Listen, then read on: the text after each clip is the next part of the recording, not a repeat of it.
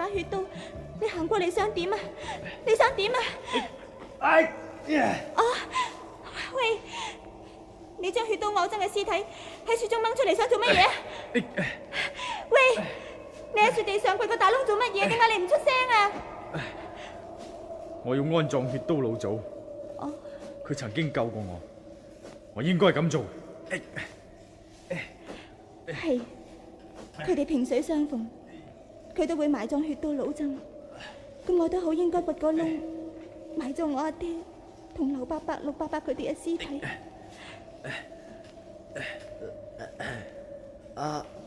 小師傅啊，我哋三個都餓咗咁耐啦。方才你唔係同血刀惡僧燒馬肉食嘅，勞煩你攞啲俾我食啦。我嘅穴道仲未曾解開，仲未喐得噶，勞煩你一次嚟。嗱，一陣我哋食飽咗，然後再從長計議，想辦法離開啦。係我匹馬嘅肉，唔可以俾呢個無恥之徒食噶。小師傅啊，我都話過我唔係和尚啦，唔好喺度亂咁叫啊！係，狄大俠啊，狄大俠今日一腳踢死血刀人僧，一定揚名天下嘅。若果我可以離開呢個谷口，第一件事呢就係要宣揚今日嘅事，一定會震驚武林嘅。我係個聲名掃地嘅囚犯，有邊個會相信你嘅說話？你都係收口吧啦。憑花某喺江湖上少少嘅名聲講出嚟，旁人係非信不可嘅。狄大俠啊，請你分一塊馬肉俾我咧。點解要俾馬肉你食啊？將來你即本話我狄雲分文不值啦，咩名聲我狄雲一啲都唔稀罕嘅。係啦，水姑娘，就快天黑啦，你入去石洞裏頭唞下啦。你唔好行埋嚟啊！你呢個小惡僧，你再行埋嚟一步，潘姑娘就馬上揮刀自盡。姑娘，你唔好誤會，狄某係一番好意嘅。呢個小和尚人面獸心，少女藏刀，你仲奸我過嗰個老和尚，我真係唔會上你嘅當啊！水姑娘，你唔好再行埋嚟啦，我對你唔客氣噶。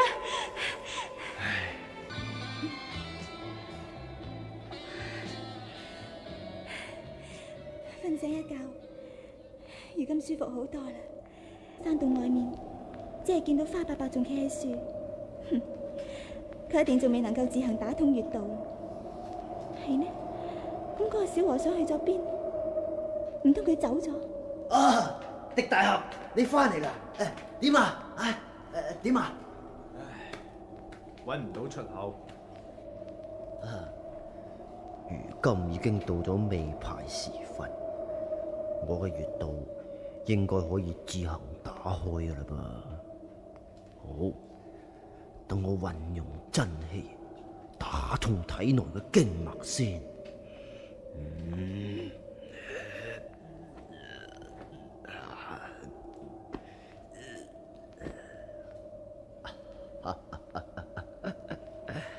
得咗，我已經打通體內經脈啦。肚餓添。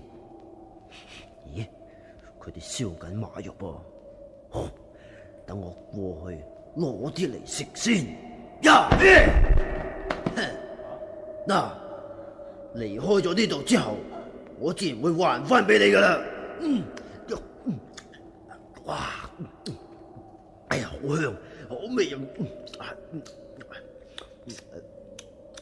咦，喂，你哋兩個點解一人坐埋一邊，又唔出聲，仲愁眉深鎖咁啊？我明啦，你哋搵唔到出路咧。既然搵唔到出路，咁啊唯有等待明年初夏啲雪融化。大概出年端午節都可以出去噶啦。呢度冇糧食，試問日點樣捱到出年端午？除非好似隻鷹咁樣識飛，咁就可以離開呢個山谷啦。呢匹白馬雖然肥美啊，但係我哋3個人都要食，唔使1個月就食晒噶啦噃。啊，咁點算呢吓？喂，2個都唔出聲。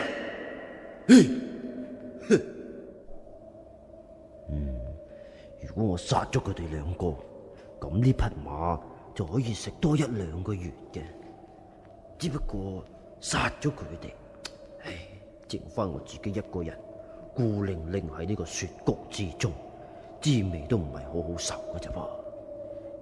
如今血刀老祖已經死咗，就算嗰個小子同水生聯手對付我，都唔係我對手嘅。既然佢哋都係我掌中之物，咁啊唔使咁快落手啦。多佢哋2個又可以幫手出去揾出路添。好，暫時放過你哋。相信如今已經係臘月啦，呢度更加冷。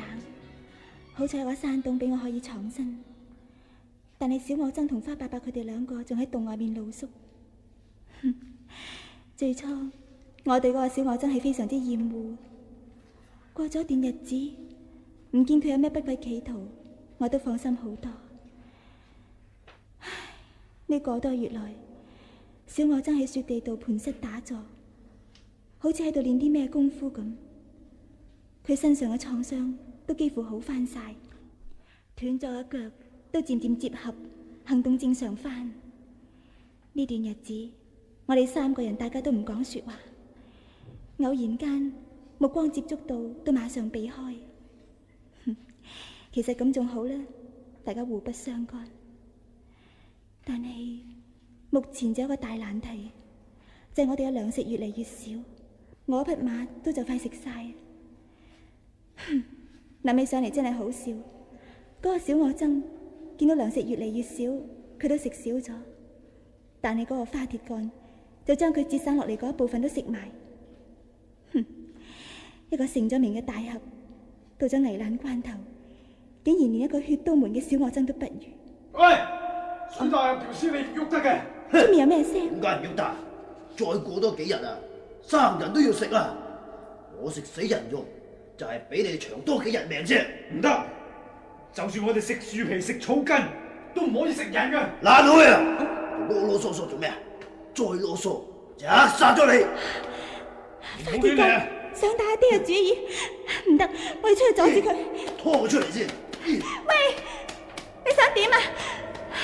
你想掂我阿爹？唔得，你唔可以掂我阿爹嘅，你仲掘我阿爹嘅屍體出嚟，你真係唔係人嚟嘅。你快啲放低水大俠條屍！唔放！你快啲放手！你再阻住我做嘢咧，我就殺咗你哋2個！放手！放手啊！快啲放手！你又似你看張！小子，你唔係我對手嘅。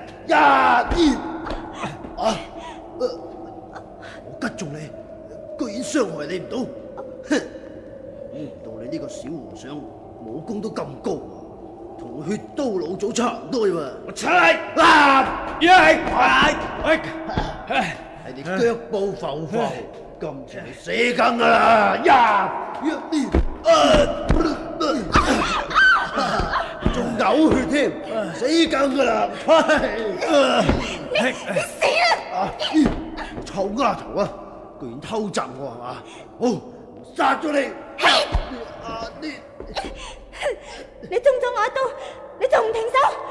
你快啲走啦！快啲走啦！嗱，我拖住你，快啲走啦！快啲入去山洞先講啦！快啲啦！嚟啊！快啲幫手，用幾嚿大石塞住個洞口先啦！快啲啦！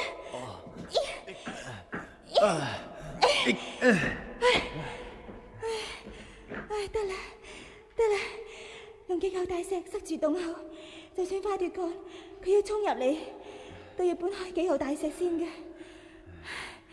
嗱，我揸住血刀喺洞口旁邊看守住，佢一搬石頭，我就用刀斬佢，兩佢都唔會咁做嘅。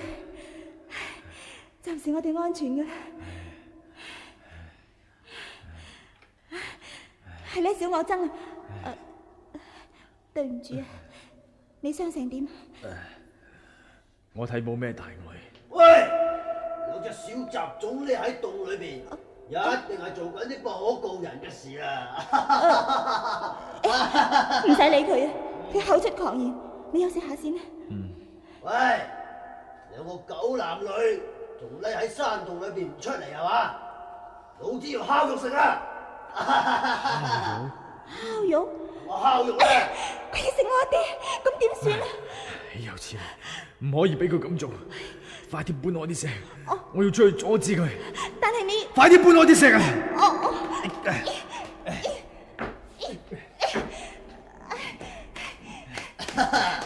狗男女出嚟啦咩吓？豈有此理！黑嘅，你受咗傷，仲要同我搏係嘛？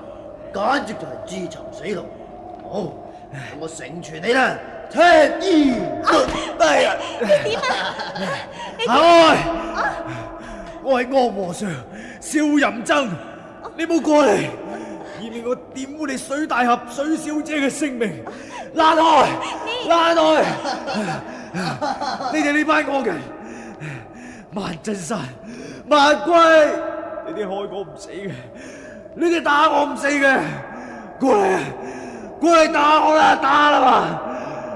知縣大人、知府大人，你哋只係識得欺壓良善，有種嘅就過嚟打過，你打過，你拼過你死我噶咋？死啦！死啊！死啦！死啦！死啦！你簡直癲咗你！你癲咗喂！你個癲佬啊！你哋呢啲惡人啊！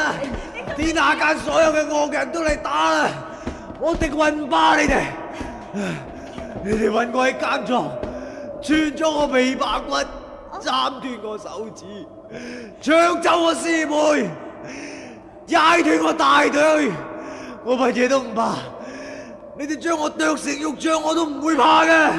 連呢隻畜生都嚟嚇我，我踩！你想食我？我食你先，我食咗你啊！呢個小子狂性大發，隨時都會過嚟同我搏過嘛。哼！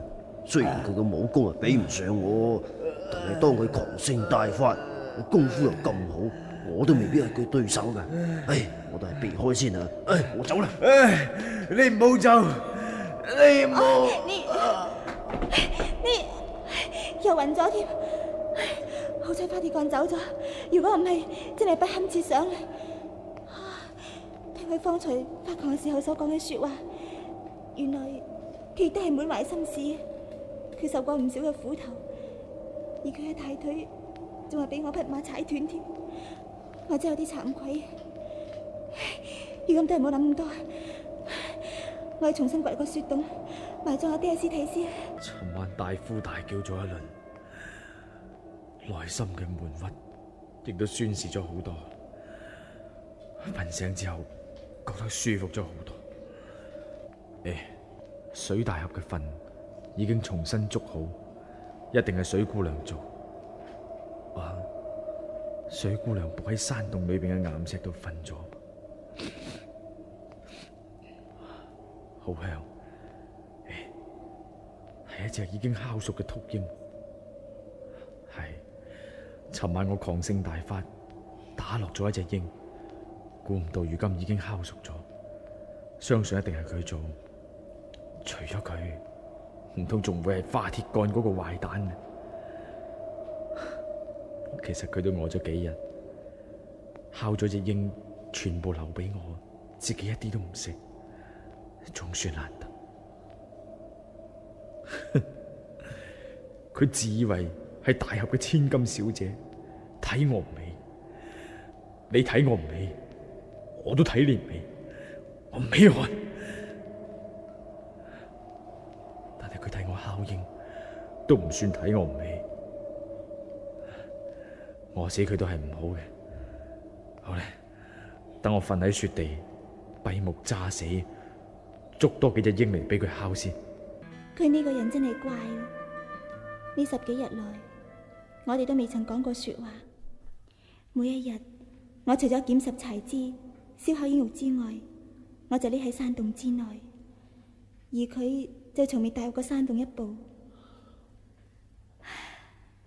外面開始融雪，每一日每一夜都有寒風刺骨，佢一定好凍。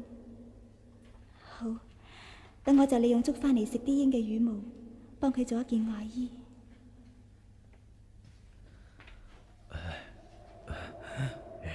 Kate， 尋晚成晚落雪，寒風刺骨，點解今朝醒翻，反為好似好暖咁？有一件嘢冚住我喎，係一件好古怪嘅衫。呢件衫係用羽毛一片一片咁穿成，我認得啦，係嗰啲禿鷹嘅毛，白色嘅係雁翎。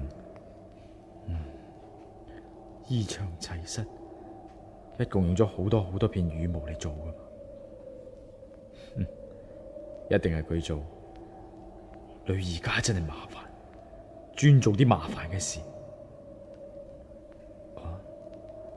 每一條羽毛都有一個細孔穿咗喺度，一定係用佢頭上嘅金釵刺穿。而每一條羽毛都係用淡黃色嘅絲線聯成，咁一定係由佢嗰件淡黃色嘅短衫度抽落嚟嘅。佢都算苦心。諗翻起幾年前喺荊州城萬鎮山屋企嗰晚，我俾萬門八弟子圍攻，俾佢哋打到眼青鼻腫，仲撕爛我件新衫添。後來師妹仲用針線幫我織補。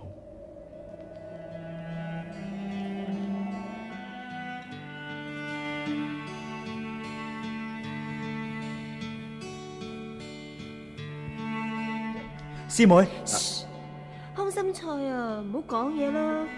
我而家幫你補緊件新衫噶。師妹啊，我都話唔好再講啦，你唔記得咗啦？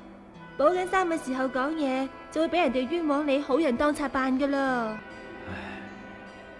人哋全心害我，就算我補緊衫嘅時候唔出聲，人哋一樣都會害我。當時師妹對我一片真誠，但係姓萬嘅就家財百萬，萬貴嗰個小子又俊超過我，冇說話好講。我最唔應該就係身受重傷，走去佢嘅柴房匿埋，佢就走去話俾佢丈夫知，叫佢嚟捉我領功。我真係大錯特錯。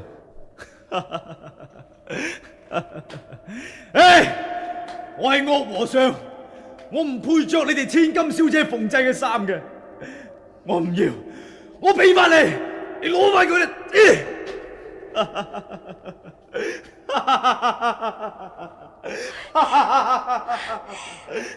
我用咗差唔多成個月嘅時間，先至做好呢件雨衣，佢竟然，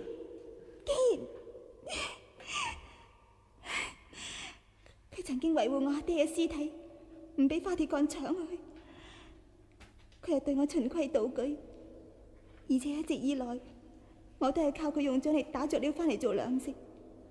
我感激佢，眼見佢日夜喺山洞之外捱盡風寒，我於心不忍，先至縫製呢件雨衣俾佢，希望佢可以用嚟御寒。點知好心唔得好報，佢竟然用腳踢翻件雨衣翻入嚟，佢咁做對我簡直就係侮辱。好，既然你唔稀罕我嘅苦心，就扯爛件雨衣，扯爛佢，扯爛佢，扯爛佢！哦，有人嚟啊！一定係花鐵幹。血刀，你接住啦！唔該，你交血刀俾我，信得過我嘅。係。恭喜喎，恭喜喎！恭喜乜嘢啊？哦，恭喜你同水姑娘已經成咗好事啊嘛！人哋連防身嘅寶刀都交咗俾你咯。咁其中嘅原因啊，唔通花某仲唔清楚咩？講你號稱中原大俠，原來你係個咁卑鄙嘅小人。講到卑鄙，你哋血刀門中人啊，都未必輸俾區區在下。哇，好香啊！原來係禿鷹肉啊！老子幾日都未食過嘢，送一隻俾我食得唔得啊？你武功高過我咁多，你自己唔會打嚟食咩？我懶得打嘛。劉伯伯，陸伯伯，你話咩話？佢雙手攞住劉伯伯嘅長劍同陸伯伯嘅鬼頭刀，北風吹開佢嘅外袍，外袍裏邊係着住劉伯伯嘅道袍同陸伯伯嘅紫銅色長袍嘅。咁啊掂啊！你食咗佢哋，你一定要揾到佢哋嘅屍體，然後就食咗佢哋。陸伯伯同劉伯伯佢哋係你嘅結義兄弟，你關你咩事？你假正米人，你假正米人你！早知如今我都要命，費事同你講咁多，我要食嘢先。喂，小子，你想死啊？擋住老子去路！死人！哎呀！唔好打啦，伯伯伯，我將啲女肉分俾你食係啦，唔好再打啦。水侄女，你心痛咧？你驚我會打傷呢個小子係嘛？唔通你唔記得咗你個汪家表哥啦咩？死啊！哎呀！唔好再打啦，唔好再打啦，唔好再打啦！你喺度叫乜嘢啊？我唔夠佢打，最多咪死。我猜，喂，你啊，呢啲哦，係啦，你呢啲係連成劍法，連成劍法啊！連成劍法，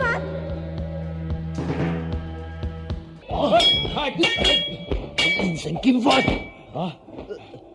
呢幾招真係連成劍法，可惜漏洞太多啦。以你咁嘅武功，仲未打得低我。我吉中你膊頭，你居然若無其事嘅。好，再看劍，哎呀，我吉中你兩劍，你都冇事嘅。唔通有鬼？你又有鬼啊！你食咗你兩位義兄嘅屍體，如今有報應啊！大哥，劉三弟嘅鬼魂真係怪我食咗佢嘅屍體。係啦，咁鬼魂出現，幫助呢個小子同我為難啊！咁喂，你哋想走啊嘛？我都真係有鬼。我哋快啲搬啲大石頭塞住洞口先啦。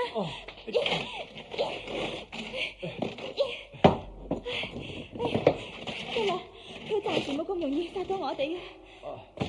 哎呀！你點啊？喂，你聽我講乜嘢？喂，出嚟啊！你哋以為匿喺山洞裏邊可以匿一世啊？你哋可以匿喺山洞裏邊捉到雀仔食咩？你始終都要出嚟嘅。花某就喺洞外候嫁。係佢講得好啱嘅。我哋喺洞裏邊食啲乜嘢咧？出嚟啊！但係我哋一出去就要俾佢殺死啊！咁點算好？佢唔會夾硬攻入嚟山洞，佢要入嚟就要搬開啲大石。而佢個刀劍又刺我唔死，佢仲以為係陸流兩位英雄嘅鬼魂作祟，佢暫時唔會攻入嚟嘅。係咩？唔通真係陸伯伯同劉伯伯嘅鬼魂作祟，所以佢屢次刺中你都殺唔到你呢？唔係真係有鬼嘅，係我身上着住呢一件烏蠶衣嘅功效啫。哎呀，弊啦！我哋匆匆忙忙走入嚟山洞，留低把血都喺外邊添。我哋冇咗防身武器，咁點算啊？喺度休息一陣先算。哎呀，你嘅傷口不斷流血啦，咁佢雖然殺你唔到，但係就刺傷咗你。嗱，我扯爛件衫，幫你包紮傷口先啦。痛唔痛啊？得啦，你睇你啊，件僧袍都扯到爛晒啦。有部小冊子喺你嘅身度跌咗落嚟喎，係你噶？唔該。血刀經，記得當日喺破廟嘅時候，第一次見到血刀經，我曾經照住經上嘅招式嚟練功，精神就立時振奮。好，等我再照住經上嘅招式嚟練功，恢復自己嘅體力至得。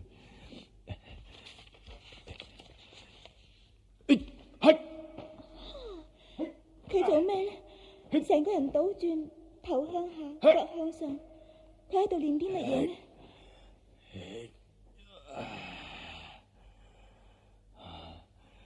血刀經果然有效，幫我恢復體力。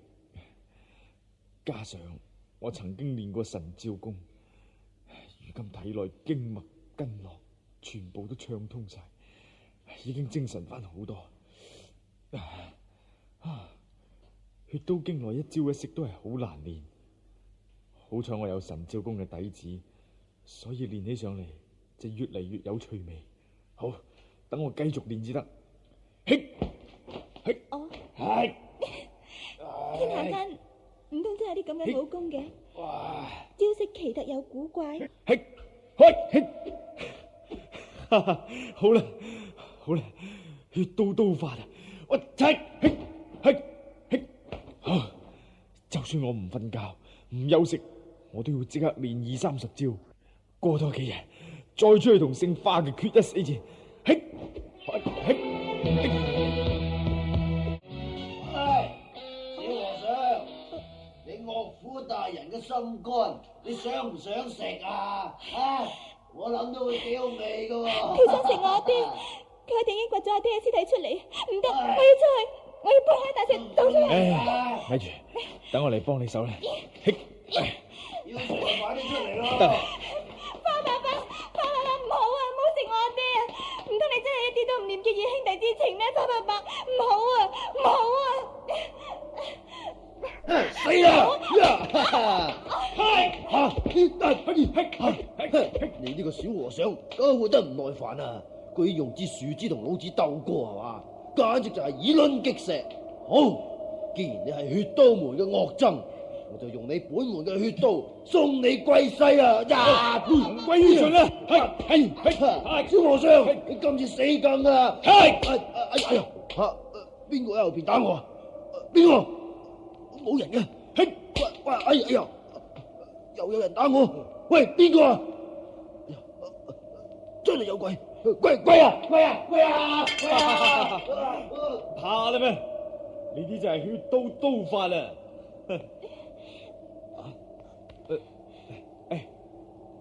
你俾佢點咗穴道啊？係啊。我唔識解穴，我救唔到你添。唔緊要噶，嗱，只要你喺我條腰同我大腿度，你講啦，你想我點做啊？點解你好似好驚咁？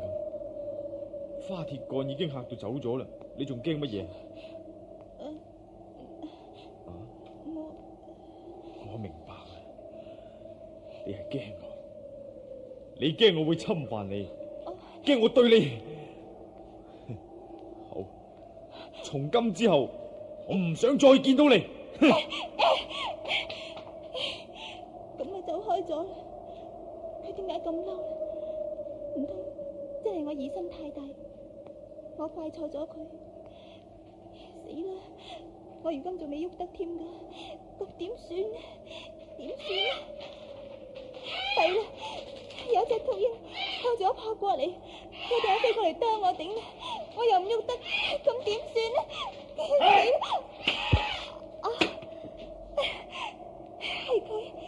係佢救咗我，佢由遠處將血刀飛埋嚟，殺咗隻鷹。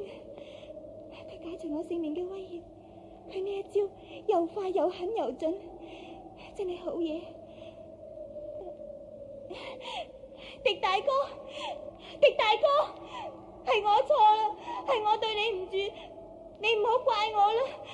狄大哥，你原諒我啦，我冇咗阿爹，花伯伯又咁樣對我，所以我對任何人都失去信心。我唔係全心傷你嘅自尊嘅，你原諒我啦，你唔好嬲我啦。點解佢唔應我嘅？唔通佢仲嬲我？冇法子啦，唯有等我穴道自行解開先才算。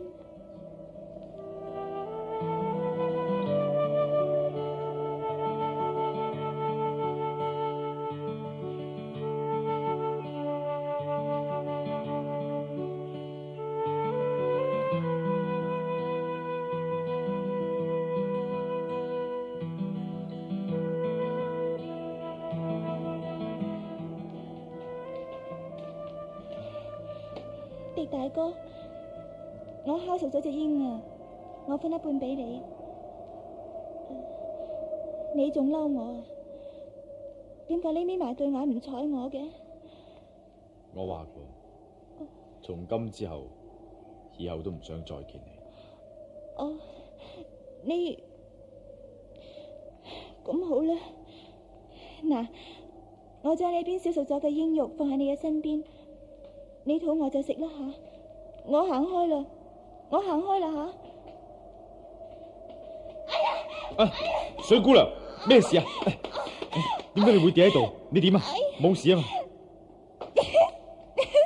啊，你我方才呃你咋？你未話過從今之後都唔想再見到我嘅？你如今已經再見到我啦，咁方才嗰句說話以後都唔算數噶。天下間嘅女子都係咁中意呃人。從今之後，我唔會再將你當。狄大哥，你幾次救翻我真係好多謝你嘅。哦，狄大哥，狄大哥，時間過得真係快。如今眼見冰雪融成溪水，不斷向雪谷外流，山谷嘅通道，嗰啲積雪一日低過一日。照咁睇，我哋就快可以出去啦。狄大哥啊，我諗再過多幾日，我哋就可以離開呢度啦。好多謝你啊！呢段日子以來，你一直咁照顧我。如果冇咗你，我早就死走喺花鐵鋼嘅毒手之下噶啦。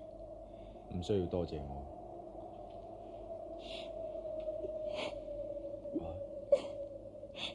你點解要喊？既然可以出去，應該開心至係。唉，女人嘅心真係古怪，我永遠都唔會明。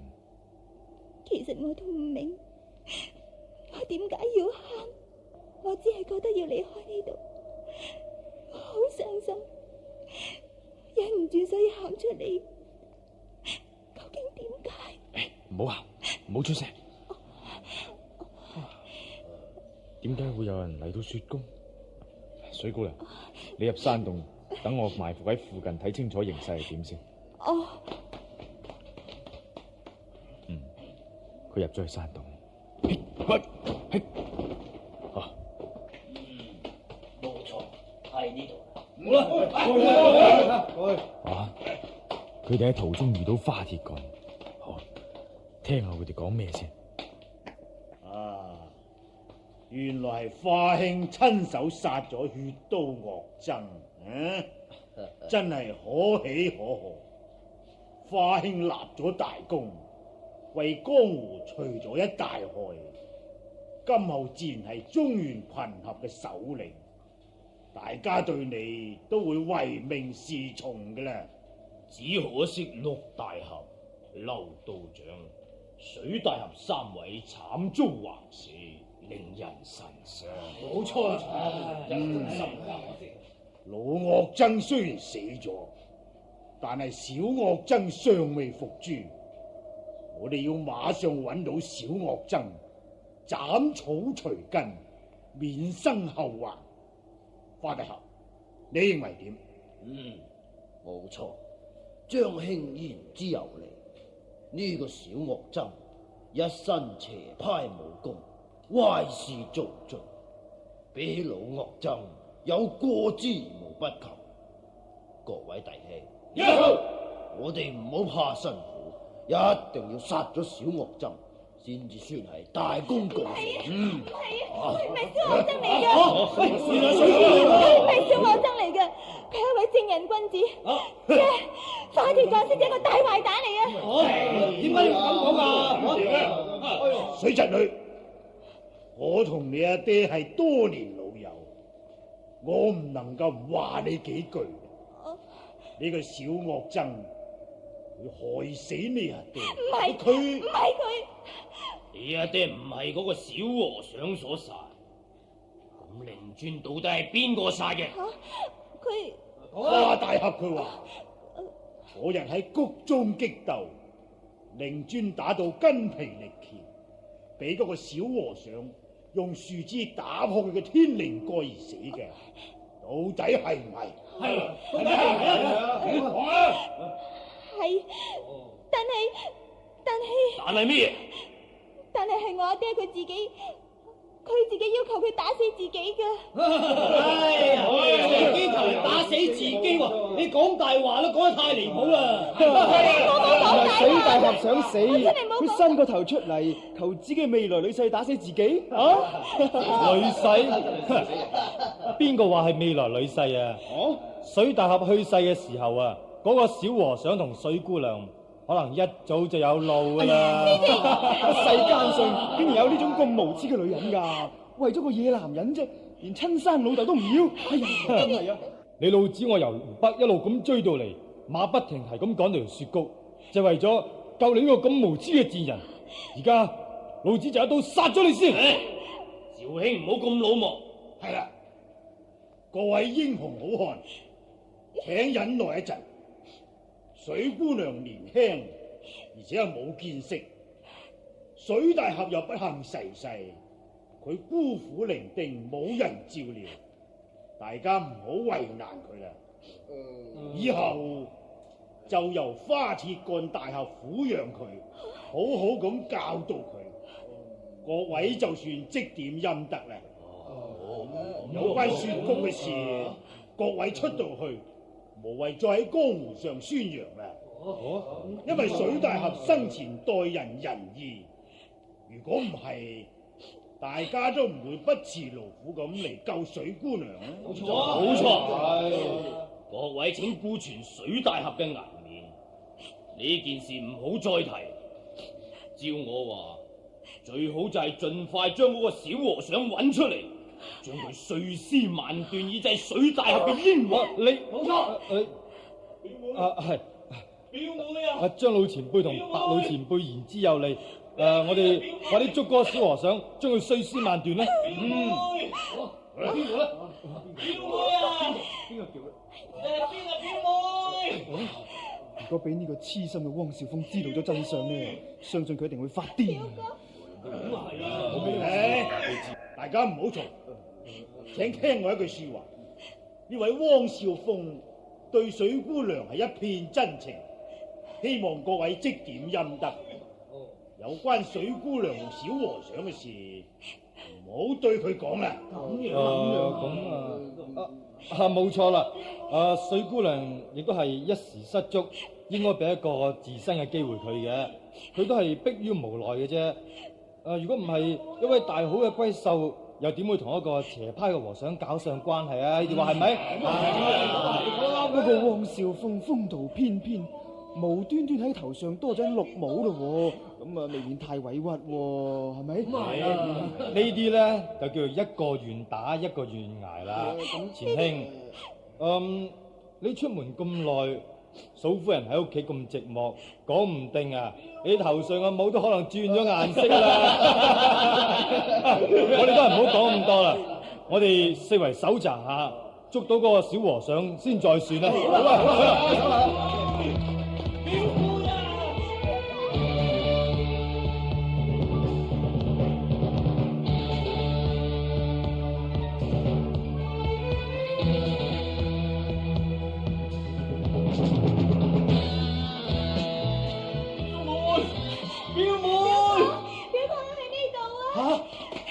表妹，哎呀！表哥，你點啊？你冇事啊嘛？我冇事，我只係太開心，所以跌倒啫。我冇事，我見到你真係好開心。表妹，舅父呢？舅父呢？佢死咗啦！舅父死咗，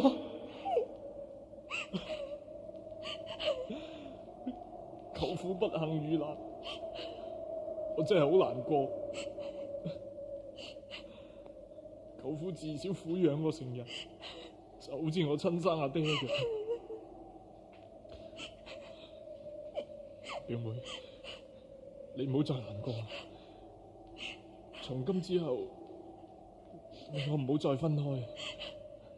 你放心，你唔使難過，我以後會好好咁照顧你，一生一世咁照顧你。表哥，你同我即刻走，我唔想見到嗰班人。點解？表妹，咁多叔叔伯伯同埋好朋友，大家不辭艱難嚟救你，喺雪谷度守候咗大半年，佢哋都可算都係義氣心重啊！我哋應該當面道謝佢先啱噶，咁點可以不辭而別嘅呢？我已經當面多謝過佢哋嘅啦。係啫，大家千里迢迢由湖北嚟到雪谷度，一齊嚟一齊翻去啊嘛，咁豈不是更加好？再講啦，舅父嘅遺體究竟運翻故鄉，抑或就喺呢度安葬，都要向佢哋請示下先得噶。啊，係啦，陸伯伯、劉伯伯同埋花伯伯佢哋三位點啊？表哥，你同我離開呢度先，我再慢慢講俾你知。花伯伯係個大壞蛋嚟嘅，你千祈唔好聽佢亂講說話。哦，咁快啲走啦！咁好啦，我同你走先啦。汪賢澤，你過嚟。係花伯伯。表哥，你唔聽我說話啦。表妹啊，花伯伯係舅父嘅義兄，長輩之命，我又點可以違背？表妹，大家不辭勞苦嚟救你，我哋不辭而別係好唔應該嘅。嗱，你聽我講，等我過去睇下花伯伯有咩吩咐啦。好，既然你要去嘅，你就即管去。好啊，嗱，我過一過去，好快翻嚟，你喺度等我，唔好行開啊。花伯伯，有咩吩咐？汪賢澤，你嚟得啱啊！血刀惡僧已經俾我殺咗，但係仲有一個小惡僧，佢走甩咗，我哋一定要捉佢翻嚟，殺咗佢，因為佢係殺你舅父嘅兇手嚟嘅。係佢？哼！好，等我捉佢翻嚟，殺咗佢，幫師傅報仇。唔係啊，我哋唔係嗰人殺死嘅。仲係咁冥頑不靈，真係無恥啊！表妹，我哋聽花伯伯嘅吩咐，去捉咗個小和尚翻嚟，將佢碎屍萬段嚟祭舅父在天之靈。其餘嘅事慢慢再講。我都話佢唔係小和尚啊！仲係咁樣啊！各位叔叔伯伯，請大家再辛苦一次，等了結咗呢件事之後，晚輩再逐一拜謝各位嘅大恩大德啦。好啦，都係追捕嗰個小和尚緊要，千祈唔好俾佢離開呢度，大家四周嚟查。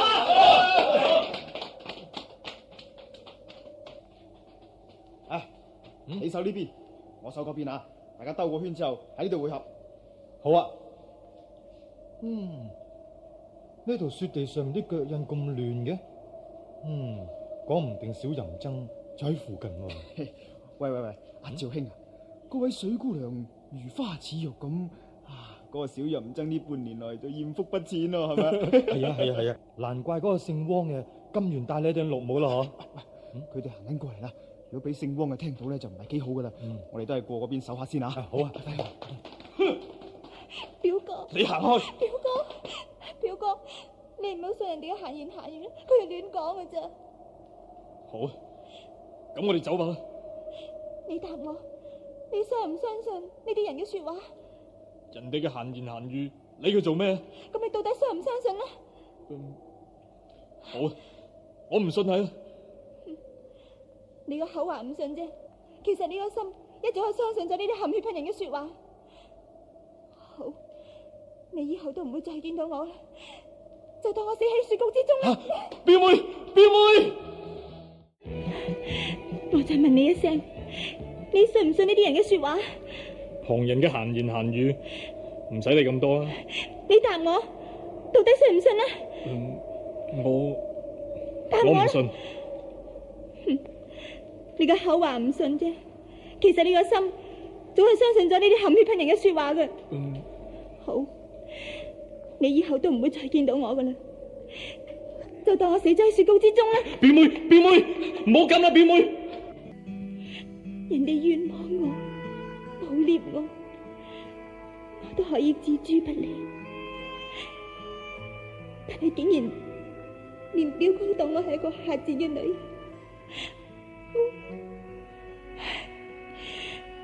我要馬上離開呢度，離開呢個咁多是非嘅地方。我要去一個冇人認識我嘅地方。呢個山洞我住咗大半年，而今要離開，真係有啲依依不捨。洞裏面一切嘅物件都係我親手做嘅，坐墊、被褥，全部都係用樹皮同埋着呢個羽毛做成。仲有呢件衫，狄大哥，人人都話你係一個小淫僧，但係我又冇能力為你辯白。如今外面嘅人個個都揾緊你，萬一真係揾到你，寡不敵眾，咁點算好？狄大哥，我祝福你，表妹，祝福你平安。表妹，你唔好咁啦。咦？你手上面揸住嘅係咩？係我做嘅一件雨衣，用着了羽毛做成嘅雨衣。係你做俾你自己？唔係做俾我自己，係睇呢件衫嘅長度同埋闊度，就知道係一件男子嘅衫。係你做俾佢？係織得幾好啊！表哥，你唔好立亂喺度估啦，我同佢嘅衫點解會放喺你張床上面啊？我當時織俾佢，佢唔要，咁我就算啦。既然你懷疑我要冤枉我嘅，咁就冤枉我懷疑我到底係咧。汪少俠，你誤會咗啦。狄大哥，係你。哦，原來係你。哼，我認得你。你就係嗰個小和尚。雖然你冇着僧袍，頭髮又長咗，但係我化灰都會認得你個樣嘅。嘿，表哥，唔好咁啦。你行開。表哥，我今次嚟唔係要同你交手，我不過想向你解釋清楚。水姑娘佢係冰清玉潔，你娶佢為妻係好幸福，你千祈唔好胡思亂想，誤信讒言。狄大哥，你留喺呢度太危險啦！我好多謝你挺身而出為我辯白，但係好多人都要殺你，呢度好危險，你快啲走啦！快啲走啦！我知，不過我一定要對汪少俠講清楚呢件事，唔可以令你含冤受屈。汪少俠，水姑娘係一位好好嘅姑娘，你唔好冤枉佢。我冤枉佢。你快啲走啦！我好多謝你嘅好意，我唯有來生再報喜啦！你快啲走啦！佢哋好多人噶，佢哋大家都要殺你，你快啲走啦！小淫僧，我同你幫咩？我唔想同你喐手，我叫你好好咁娶水姑娘翻去，唔好對佢有絲毫疑心。佢係一個好好嘅姑娘嚟嘅。估唔到你嘅功夫竟然進步咗咁多啊！看劍，你答應唔再騷擾水姑娘嘅清白，咁我即刻扯。你個朋友都要殺我係唔方便久留。冇咁易。表哥，你唔好再打啦，你唔夠佢打噶。你行去。汪少俠，對唔住，我唔係故意，我唔知道我咁樣閃避你都會跌低。表哥，你冇事啊嘛？你爛開啊！你嘅賤人！你打我！你無端端點解要打水姑娘？山洞裏面好似有人嘈啊！你過嚟睇啦！又有呢啲啊！大哥，係你有人嚟㗎，你快啲走啦！我好多謝你好意，但係你快啲走啦！好啦，咁我走啦。水姑娘，你自己保重。喂，燒淫僧喺裏邊啊！快啲堵塞洞口啊！冇俾佢走啊！狄大哥啦，唔好咁啊！快啲堵塞洞口啊！堵塞洞口啊！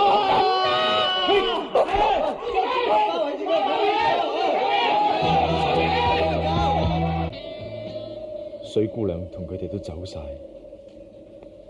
方才佢哋一大班人包圍住我。好彩我練成神照功同血刀經嘅功夫，咁就可以衝出重圍。天黑，佢哋走晒，水姑娘都走埋，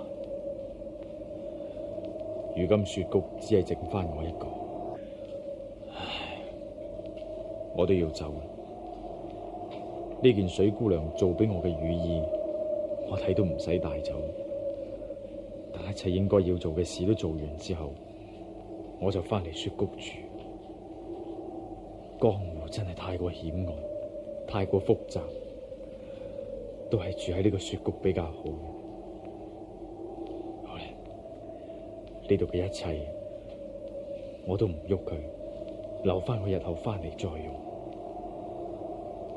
今次我出去有3件事要做。第一就係去湘西故居揾我師父。第二，去荊州完成丁大哥同凌姑娘合葬嘅心願。第三，我要報仇，翻到嚟湘西故鄉，真係有一份親切感。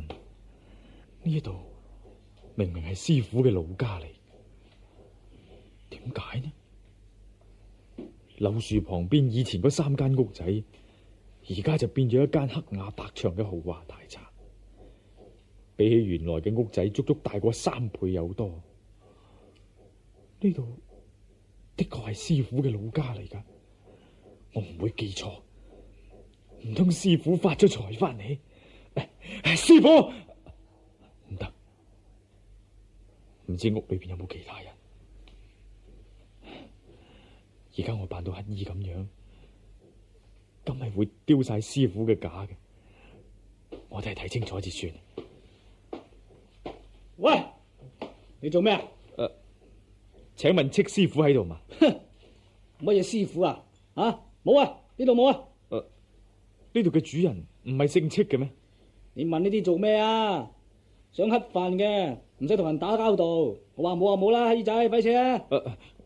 我唔係乞飯嘅。照我所知，以前呢度嘅主人係姓戚嘅，唔知佢老人家仲係咪住喺呢度呢？喂，你呢個乞兒仔喺樹囉囉嗦嗦咁，呢度嘅主人啊，唔係姓七，唔係姓八，唔係姓九，唔係姓10嘅，扯把啦！唔係咧，我明明記得。你扯啦，扯啦！你聽我講啦，以前呢度嘅主人真係姓戚嘅咧。阿老平啊，咁大聲喺度嘈做咩啊？同邊個嘈啊？哎呀，你睇下呢個乞兒仔啊，囉囉嗦嗦咁乞飯就算啦，仲嚟打聽我家主人係邊個喎？喂啊，乞兒仔，你打聽我家主人嘅姓名做咩啊？我不過想問聲，你哋嘅老爺叫咩名？然後大聲啲叫佢出嚟，請佢施捨啲米飯啫。你梗係老爺啦，係嘛？我唔係老爺你。喂，傻仔啊！你點會認為我係老爺嘅咧吓？你個樣咁威風，有威嚴，成個財主佬咁嘅相，我咪。傻仔，如果我他日真係發咗大財咧，就一定會俾你好處理嘅。係啦，傻仔啊，我睇你都幾大隻啊！點解唔搵啲嘢做，要做乞兒啊？冇人請我做啊嘛！財主老爺請你好心啲，俾啲嘢我做，等我搵餐飯食啦。阿平啊！你聽下，佢口口聲聲都叫我做財主老爺啊！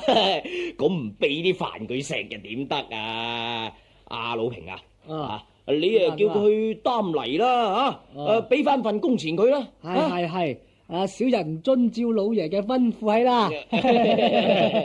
財主老爺，財主少爺，多謝你哋2位。我咩啊？你叫我做財主少爺啊？我係財主老爺，你係財主少爺，咁我豈不是做咗你嘅便宜老豆？唔好講咁多啦，嗱，快啲跟我入去食餐飽嘅先，今晚開工啊！好啊，跟我嚟啊！係啦。請問頭先你話要今晚開工，係咪啊？係啊。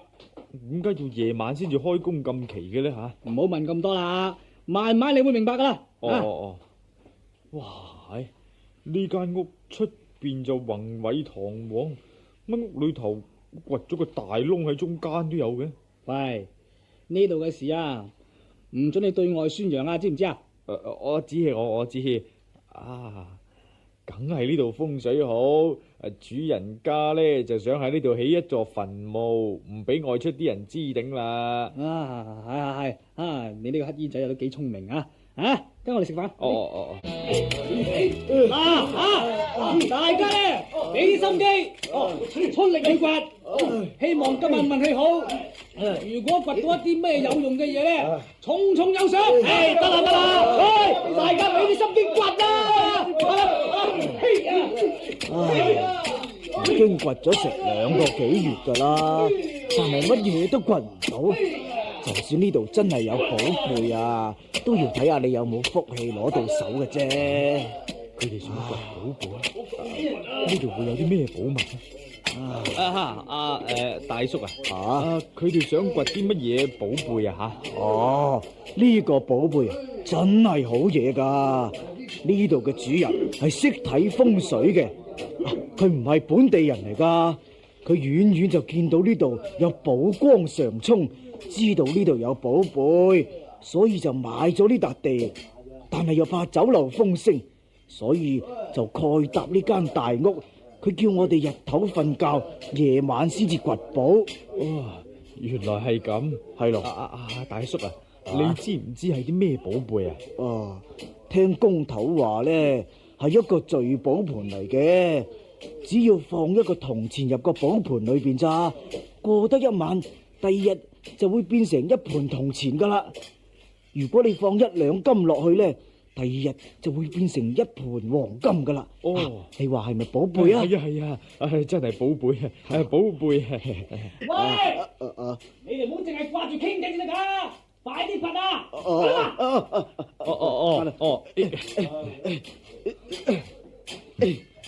世間上點會有聚寶盤？呢度嘅主人唔會係一個蠢人嚟嘅，佢一定係另有計謀，捏造聚寶盤嚟到呃下啲鄉下。大叔呢度嘅主人姓咩噶？你話過佢唔係本地人嚟噶。你睇下，由後堂行緊出嚟嗰個，咪就係主人咯。呢個人身形瘦削，雙目炯炯有神，服裝華麗，年紀大約50歲到。我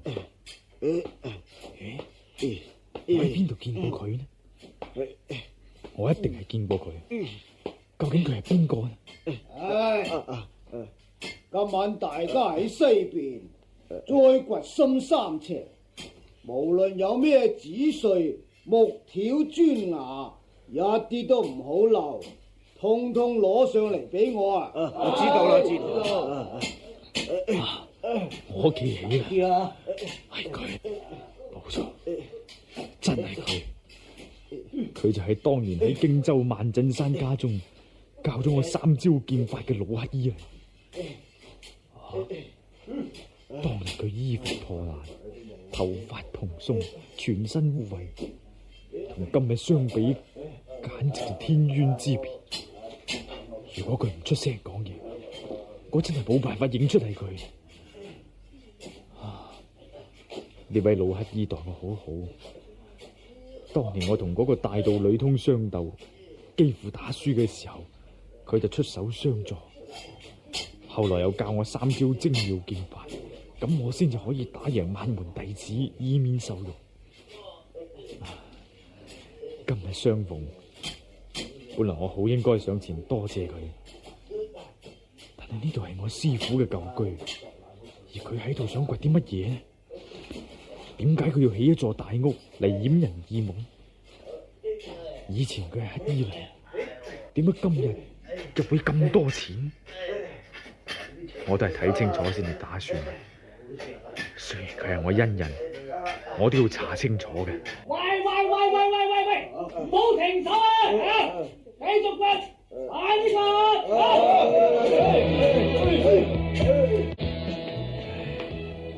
唔經唔覺，又行到嚟後山呢度。兩邊嘅田都種咗空心菜，空心菜，空心菜係師妹為我取嘅綽號。佢笑我直腸直肚，心木成虎。空心菜，以前我經常同師妹嚟後山度玩。呢個山洞係山洞口，俾嗰啲齊肩嘅草遮住咗。照咁睇，顯然好人都冇人嚟過啦。唉，山洞裏邊所有嘅陳設，同我離開嘅時候一模一樣。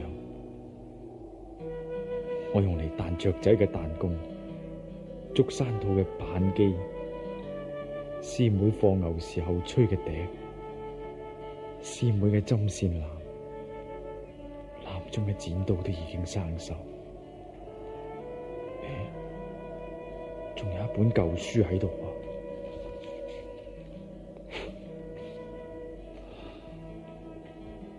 唐詩選輯。師妹同我都唔識字，點會有本唐詩喺度？原來書中仲夾住師妹用嚟做鞋、繡花嘅樣本添。有一對蝴蝶。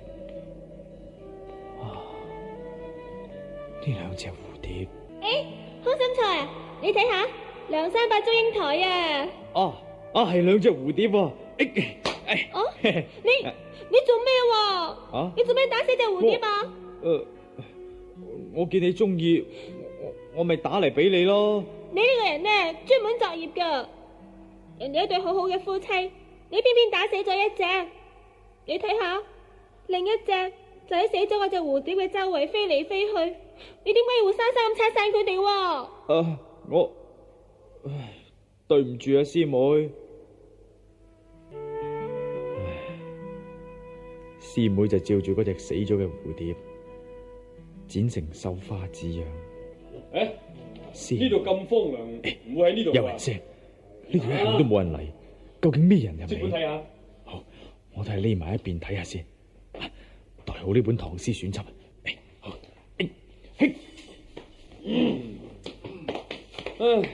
咁荒涼，我相信唔會喺呢度。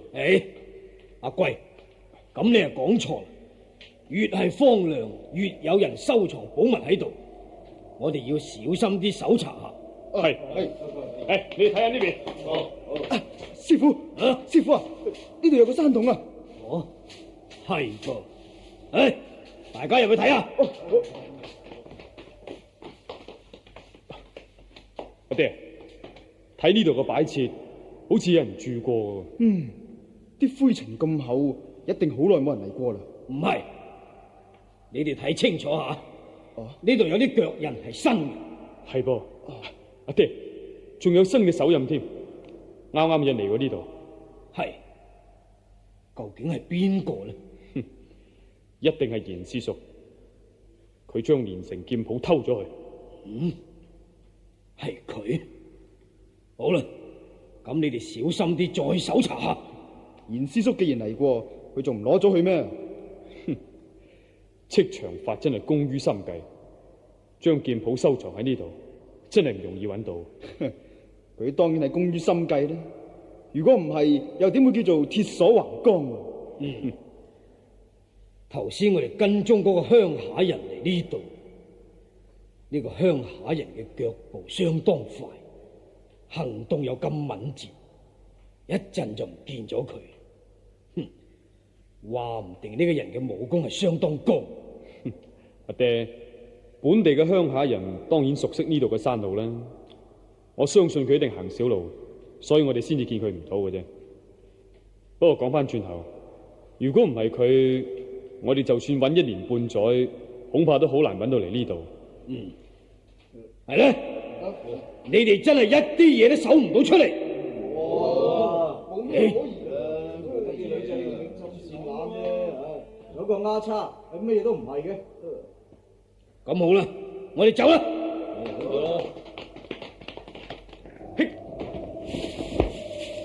原來係萬門嘅萬振山同佢嗰7個弟子。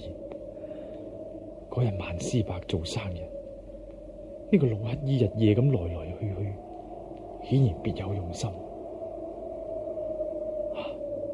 萬振山佢哋班人揾唔到劍譜，一定會去大屋度搜嘅。好，我都跟埋去，相信好快就會有大事發生㗎啦。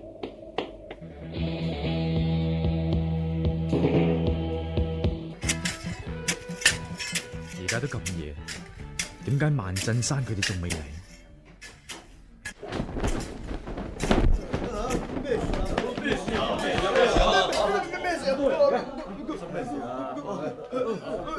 冇理咁多咯，冇理咁多啦，匿埋佢先啦。係啦，呢幾個人來勢洶洶，哎呀，我哋避開咗。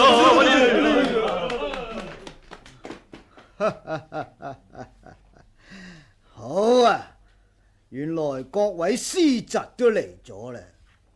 誒，萬師兄，點解不請自來啊？賢師弟，我哋冇見咗幾年啊，你發咗大財啦。哦，我只不過係發咗啲少少嘅橫財啫嘛。師兄，呢幾年聽講你都唔錯噃。託福託福。唉，你哋幾個仲唔向嚴師叔叩頭？係，弟子叩見嚴師叔。算啦算啦，你哋手上面揸住刀劍，叩頭唔方便嘅，都係免啊。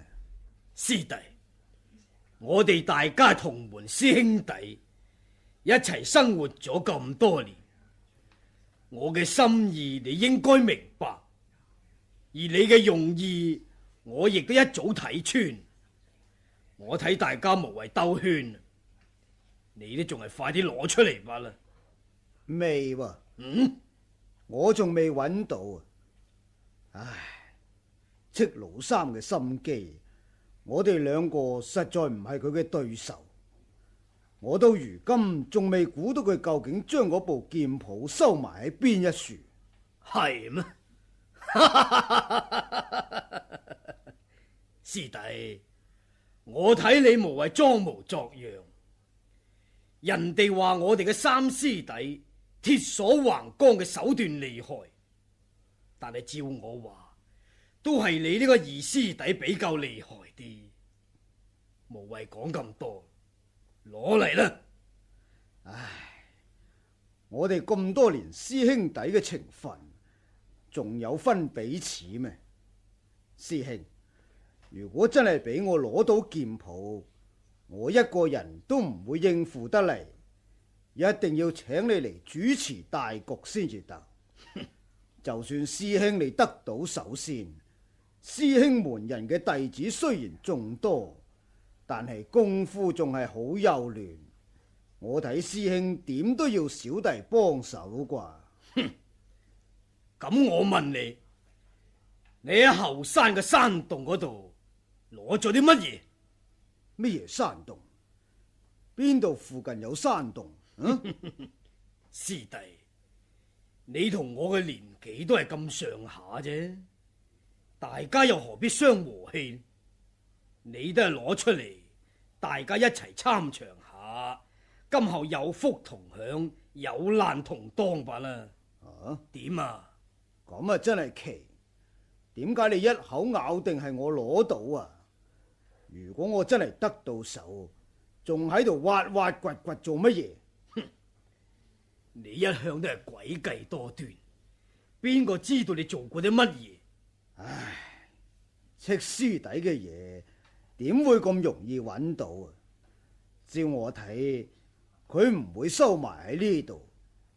我哋再掘3日，如果再冇結果嘅，我都唔想再掘落去。掘多3日，我睇你再掘多10幾日，仲裝得似啦。你究竟點樣先至信？你可以守我個身嘅？你會有咁蠢，將得到手嘅嘢收埋喺身上？好，就算係收埋喺身上，都會係貼肉收藏，點會咁隨便放喺衣服嗰度啊？唉，師兄既然唔相信，咁就即管過嚟守啦。哼，你估我會怕你咩？咁就得罪啦。阿貴，係阿爹，守，即管守啦。師叔，咁得罪晒啦噃。阿貴，阿貴，萬言侄，你點會搜到一隻毒蟲出嚟噶？阿爹，呢隻係花斑毒蠍，好厲害嘅。呢啲嘢點可以玩噶？師兄，快啲啊！你有冇解藥啊？如果夠遲一步，佢就會死噶啦！阿爹啊，你救下我啊！爹，你睇下，萬師兄手背俾毒蠍咬親啫，佢手背由紅變紫，由紫變黑，一道紅線慢慢向手臂上升，咁點啊？好辛苦啊，爹！師兄點啊，師兄？師弟，師兄，我呢個做師兄嘅服咗你，我認輸。你攞解藥出嚟，我哋即刻走，唔會再囉嗦你。解藥？哦，以前我就有嘅，但係年深日久咯，我都唔知擺咗喺邊啦。唔啱咁啦，過幾日我再慢慢揾解藥俾你。我都係即管揾下嘅咋，未必揾到嘅。如果再揾唔到咯，咁我就去大名府揾到嗰張藥方，另外再幫你配過藥。唉，邊個叫我哋師兄弟手足情長啊？師弟，你咁做算係？師兄，你認為點啊？好，今日算你棋高一着，日後你就知。好啦，師弟，師兄從今之後都唔會再嚟騷擾你嘅啦。唔敢當，小弟只求師兄你講一句，連城劍譜應該歸小弟所有。如果小弟揾到嘅就唔使講啦，就算落入師兄手中，亦請師兄你讓俾小弟。咁師傅，你睇下師兄幾辛苦，你仲係答應佢啦。師傅，好啦，師弟，連城劍譜就算係你啦，恭喜晒喎！你忍耐下啦。既然係咁就等我入去揾下，或者會揾到解藥嘅。揾唔揾到就要睇下萬賢侄有冇呢種福氣啦。好啦，嗱，你兩個就跟佢入去揾啦。係師傅。唉，揾到啦，卒之揾到。嗱，呢個樽仔裏邊嘅就係解藥，醫治毒蠍咬傷係最好嘅。萬賢侄，你啊真係大命，以後唔好立亂咁攞呢啲毒蠍嚟玩啊，知嘛？嚟，快啲幫佢查啦。係師傅。等我嚟幫佢查啦。阿貴，點啊？唉，冇事啦，而家冇事啦。萬賢侄，你今後就要學乖啲啦，以後伸手入人哋個袋度攞嘢，真係要千祈小心啊！嗱，呢樽解藥我代翻好先。叫佢哋出嚟。係師傅。老師兄啊，卜師兄，快啲出嚟啊！我哋走啦。發生咩事啊？等弟仔去睇下。師傅，卜師兄同埋老師兄佢哋俾人打傷咗啊！一個斷咗左腳，一個斷咗右腳啊！豈有此理！踩，係。哼！原來你支龍頭拐杖裏邊藏有一把長劍，我齊，你哋一齊上！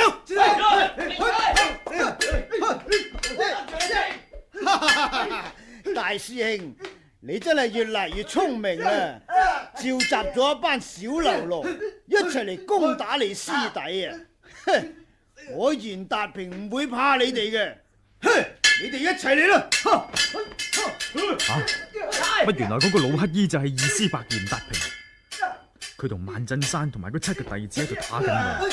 佢哋師兄弟兩個人嘅劍招就各有所長，以嚴師伯嘅武功對付萬師伯嘅弟子真係綽綽有餘，但係用嚟對付萬師伯就半點用處都冇。唉，萬門7個弟子，點解佢哋學劍招只係學變化，而一啲內功相符都冇嘅？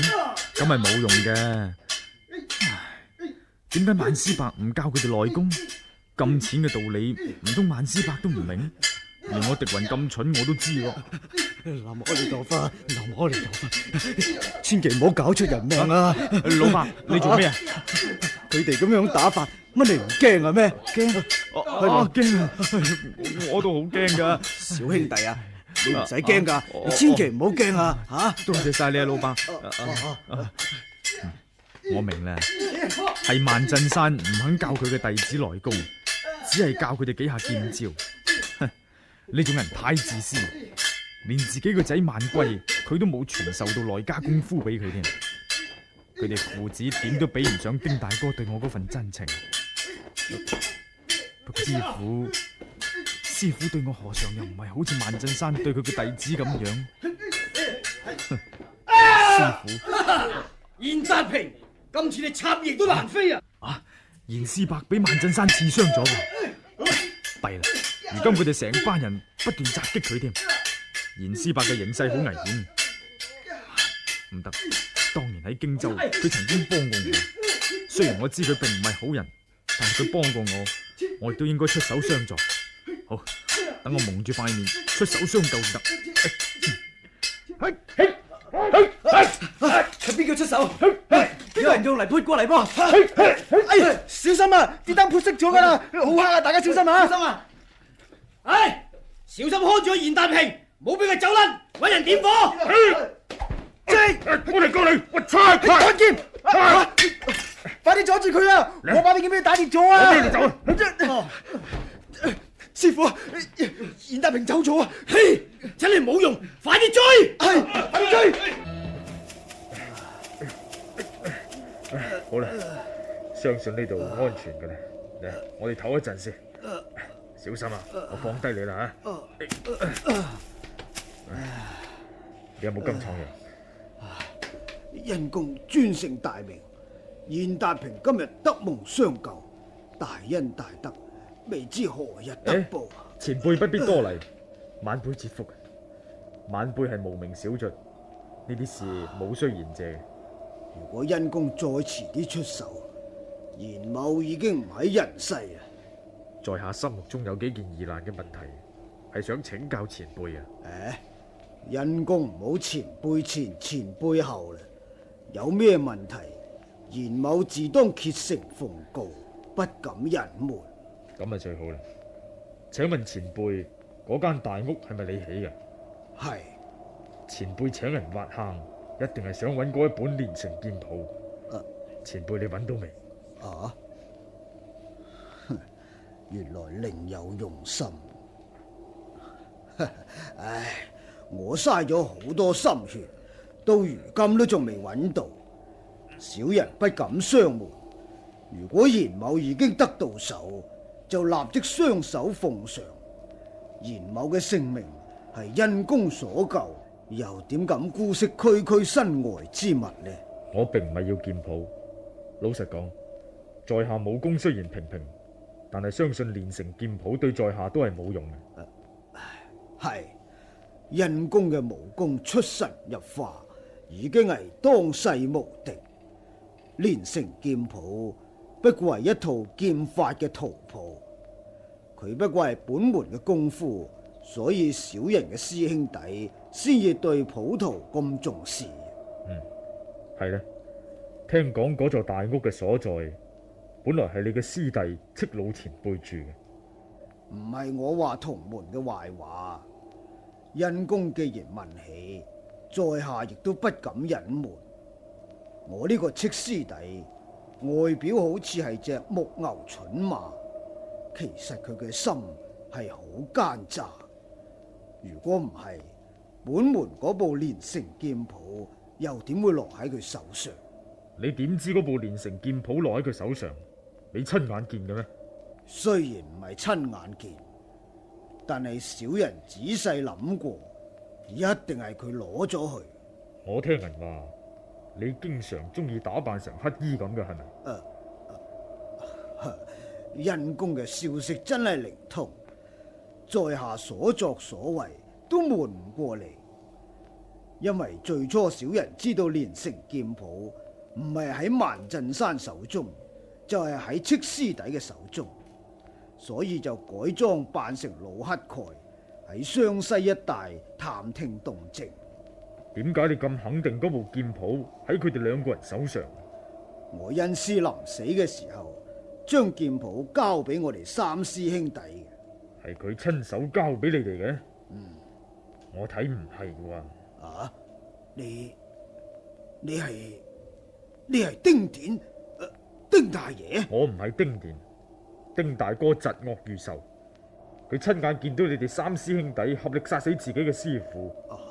如果我係丁大哥，今日我就唔會救你，等你死喺萬震山嘅劍下。你究竟係邊個？你唔需要知，若要人不知，除非己莫為。你哋合力殺死師父之後，搶咗部劍譜，咁後來又點？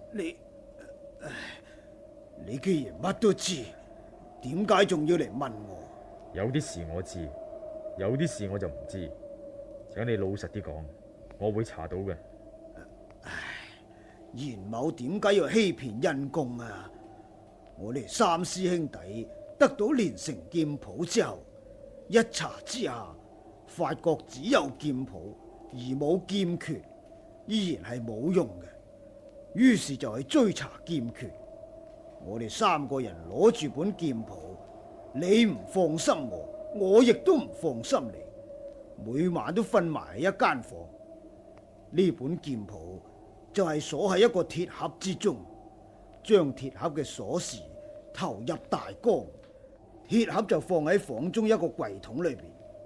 鐵盒上邊有3條鐵鏈，分別綁喺我哋三個人嘅手上。只要邊個靜靜打開鐵盒，其他嗰兩個就會知道。防備得好周密。唉，點知後來都出咗問題。點解？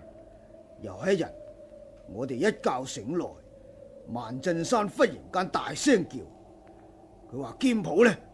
我哋驚醒咗之後，只見個鐵盒俾人打開咗，劍譜就不翼而飛。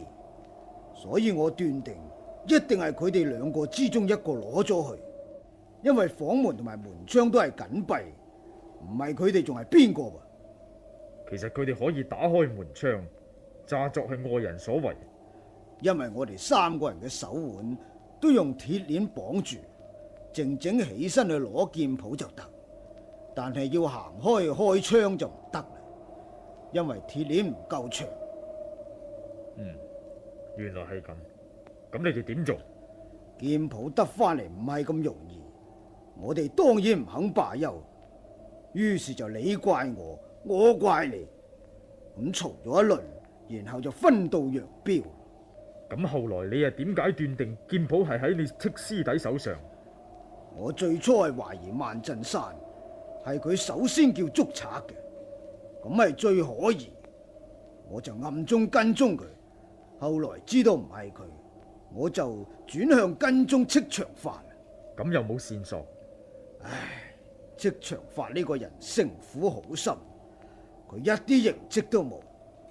我曾經偷睇佢教徒弟同埋佢個女練劍，佢故意詐傻扮懵，將出自唐詩嘅劍招名稱改到狗屁不通。不過佢越係做作，我就越係懷疑佢有唔妥。我一直跟蹤咗佢3年，始終都查唔到。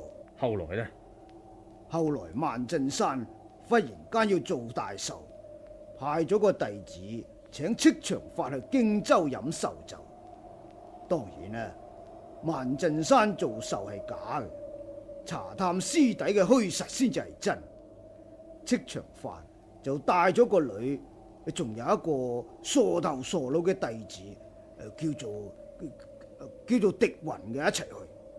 喺走言之間，呢個狄雲同萬家8個弟子打起上嚟，就露出3招精妙嘅劍術，引起萬振山嘅疑心。於是萬振山就將戚長發請入去書房裏邊談論。佢哋兩個你一言我一語，大家反咗面。戚長發出手刺傷萬振山，從此之後就不知所蹤。真係奇怪。有咩咁奇怪？戚長發從此無影無蹤，唔知匿埋去邊。戚長發要去荊州嘅時候，一定唔會帶埋部劍譜去，佢一定係收藏喺隱密嘅地方。我估佢刺傷萬振山之後，一定係漏夜趕翻嚟，攞翻劍譜遠走高飛，所以我一直跟蹤佢。但係估唔到戚長發自從去咗萬家之後，就離奇失蹤，唔知佢去咗邊度。好多謝你講呢件事嘅真相出嚟俾我知，在下要告辭。因公大恩大德，賢達平永志不忘。呢啲小事你唔好擺喺心度，何況你以前你喺度養傷，萬振山唔會揾到嚟呢度，你可以放心。佢如今好似熱鍋上嘅螞蟻，又點會嚟揾我？點解你咁講？我嗰隻毒蠍咬傷咗佢個仔萬龜，佢一定要連敷10次藥先至可以解除毒性，只係敷1次藥係冇用嘅。咁萬龜條命？呢種花斑毒蠍非同小可，係由西藏回疆傳入嚟。妙在佢會令到萬龜唔會立即死亡，要佢痛苦呻吟足足1個月，先至會冇命。妙極，妙極！ 1個月先至會死，咁唔緊要。萬振山可以請到良醫替佢個仔解毒嘅。因公有所不知，呢種毒蠍係我自己養大嘅，自細我就為佢服食各種解藥。蠍子習慣咗解藥嘅藥性，通常嘅解藥係冇用嘅。任佢醫術點樣高明嘅醫師，都係束手無策。只有一種獨門解藥，係呢種蠍子未服過。世上除咗我之外，冇第2個知道呢種解藥嘅配方嘅。咁好啦，你俾樽解藥我啦。因公要呢種解藥，唔知有咩用？你嘅毒蠍子咁厲害，話唔定我一下唔小心會俾佢咬到。身邊有解藥，咁我會放心啲。點會啊？因公對小人有救命之恩，小人點敢加害因公？因公太多疑啦。備而不用，擺喺身邊都冇妨礙嘅。係嘅，係嘅。好啦，嗱，因公。你喺度休息下，我走先。因公，請。師父已經死咗，師妹已經嫁咗，呢笪地方我永遠都唔會再翻嚟。目前仲有一件心事未了，我一定要將丁大哥嘅骨灰送去同凌小姐嘅遺體合葬。好，如今我就去荊州。萬貴呢個小子都害得我慘，好彩惡人自有惡人磨，我如今都唔使親手去報仇。賢達平話佢要辛苦1個月先至會死，唔知係真定係假。如果佢命大，咁豈不是便宜咗佢？不過佢死咗，師妹以後咪會無依無靠。好啦，咁我去荊州萬門塔定下，睇下佢嘅毒傷係咪真係冇得救先。呢個係萬家嘅後門啦噃。當日我身受重傷，匿喺柴房之內，師妹唔單止唔幫我，唔救我，反為仲去叫佢丈夫嚟殺我添。空心菜，你嚟啊！哦，佢咪師妹？嗱，我哋一齊跪低向天禱告啦！哦，第一炷香，求老天爺保佑我丈夫得脫苦難，解腫去毒，唔好再受揭毒侵害嘅痛楚。空心菜，你話求菩薩保佑阿爹嘅病快啲好返啦。哦，求菩薩保佑阿爹唔好再痛，唔好咁辛苦。第二炷香，求老天爺保佑我爹平安，無災無難，早日歸來。空心菜，你話求菩薩保佑外公長命百歲啊！哦，外公，你快啲返嚟咯！你點解仲唔返嚟嘅？快啲求菩薩保佑啦！求菩薩保佑阿公，仲要保佑阿爺同埋阿爹。第三炷香，求老天爺保佑佢平安，保佑佢事事如意，保佑佢早娶賢妻，早生貴子。佢睇邊個禱告呢？娘親，你又想起舅父啦？你快啲話，求菩薩保佑空心菜舅父平安啊！哦，佢喺度話我，佢睇我禱告。娘親時時都掛住空心菜舅父，每日都求菩薩保佑舅父發大財，買個大公仔俾我。佢係空心菜，我係空心菜。娘親啊，呢個空心菜舅父去咗邊啊？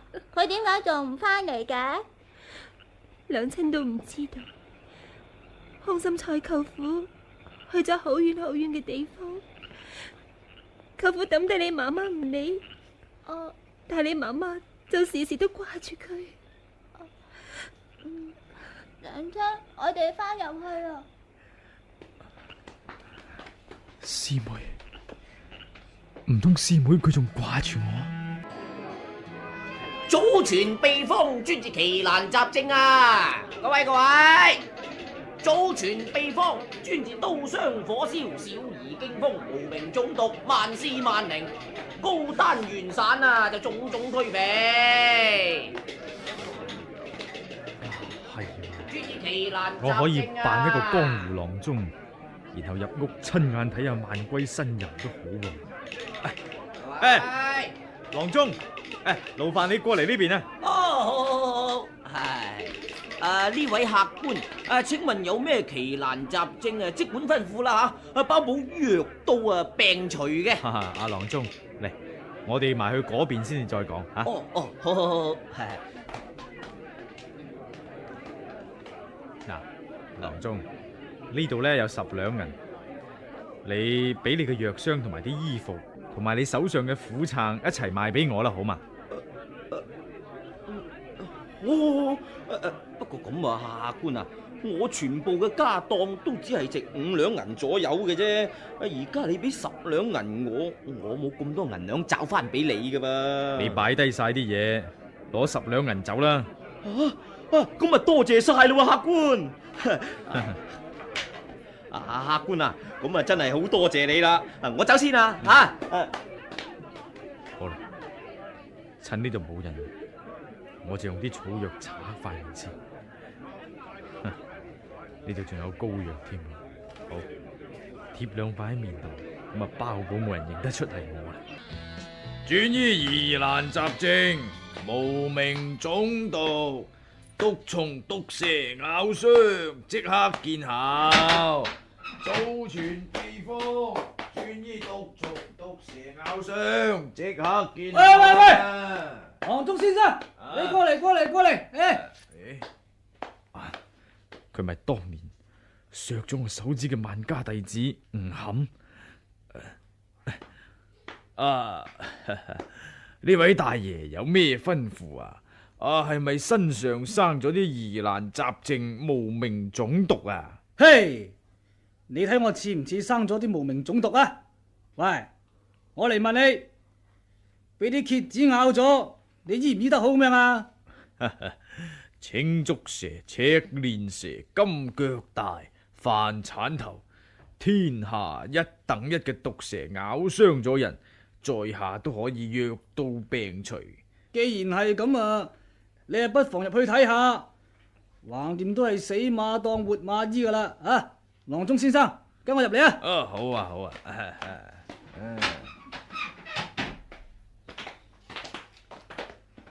喂，三師嫂，有個郎中啊，佢話會醫治蝎子毒嘅，使唔使去同師兄睇下咁啊？好啊，多謝你吳師弟，你師兄今日仲痛得好緊要啊，麻煩你請先生上樓啦。郎中先生，由呢邊上去啦。好。師弟啊，你都請上嚟幫眼睇下。係。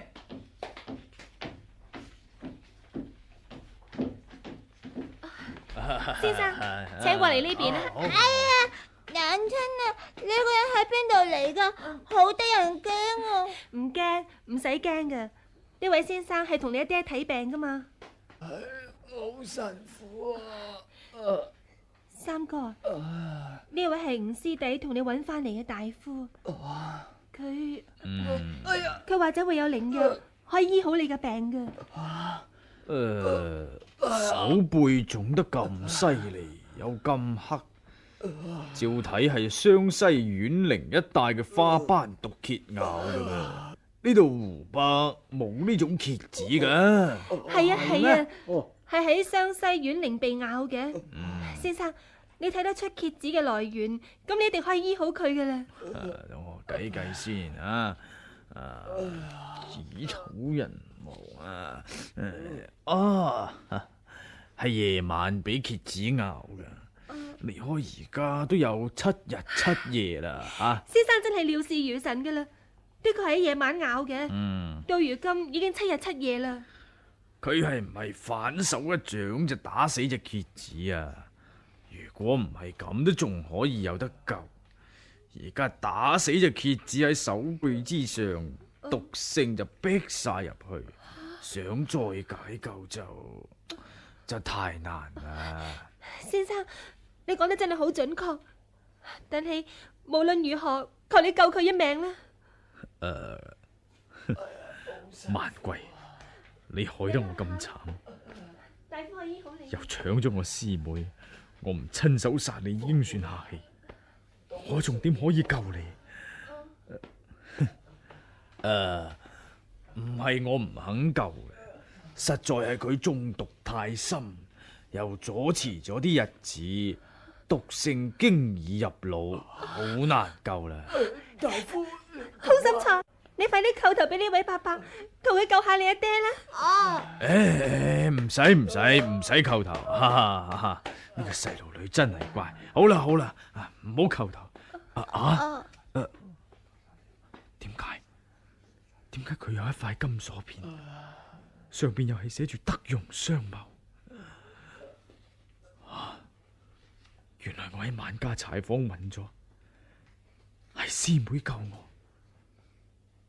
以前我懷疑佢有意害我，但係尋晚佢向天禱告，吐露心聲，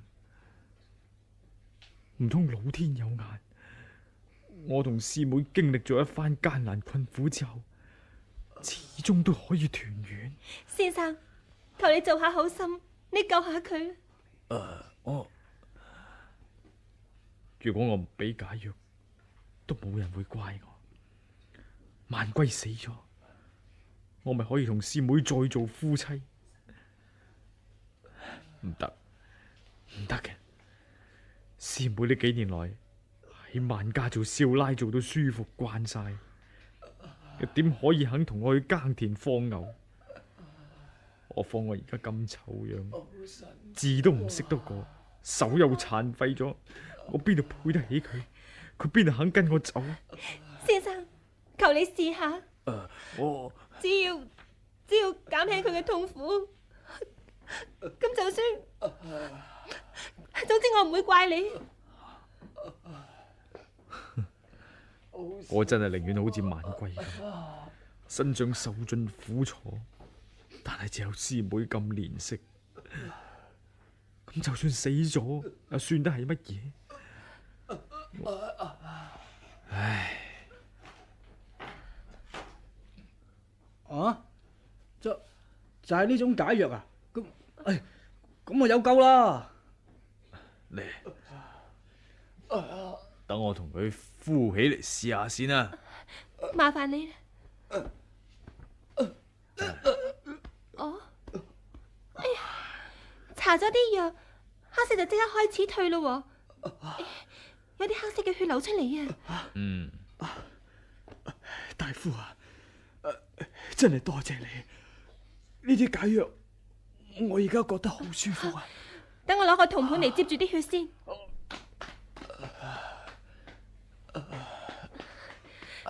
大夫，今次真係多謝你，多謝你。三師嫂啊，小弟呢次有功勞啩？係啊，仲要多謝埋你啊，吳師弟。空口講幾句多謝啊，唔得噶噃。係啦，大夫，你貴姓啊？我係真係要好好酬謝你至得啊。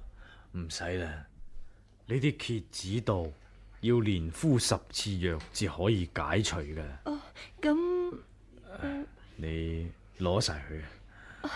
咁唔得嘅。不如我哋同先生你買啊，唔知要幾多銀兩呢？我送俾你啦，唔使銀兩。多謝先生，你咁仗義，我係真係唔知點樣報答至好咧。吳師弟，麻煩你陪先生落樓坐一陣先。唔使啦，我都要告辭。唔得嘅，唔得嘅，先生嘅救命大恩，我哋無以為報。一杯水酒，無論如何都要敬你啊！先生，你千萬唔好走住啊！我嘅仇係肯定冇辦法報。撞咗丁大哥之後，我都唔會再翻嚟荊州城。今生今世，亦都唔會同師妹再見。佢要敬我一杯酒，好啦，我就對多佢一陣。好啦，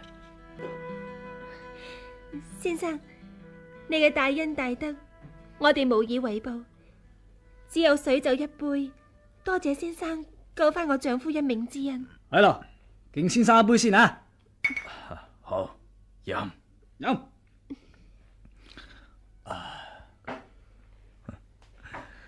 酒我亦都已經飲夠，我要走。呢一世我都唔會再嚟。先生，你嘅大恩大德，我哋冇辦法相謝。呢度有100兩文銀，係送俾先生喺路上買酒飲嘅。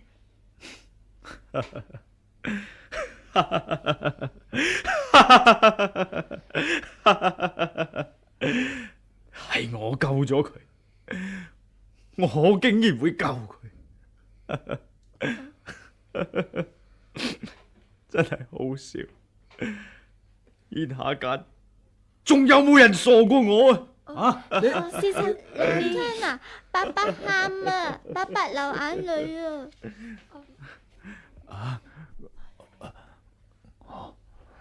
我幾乎露出馬腳。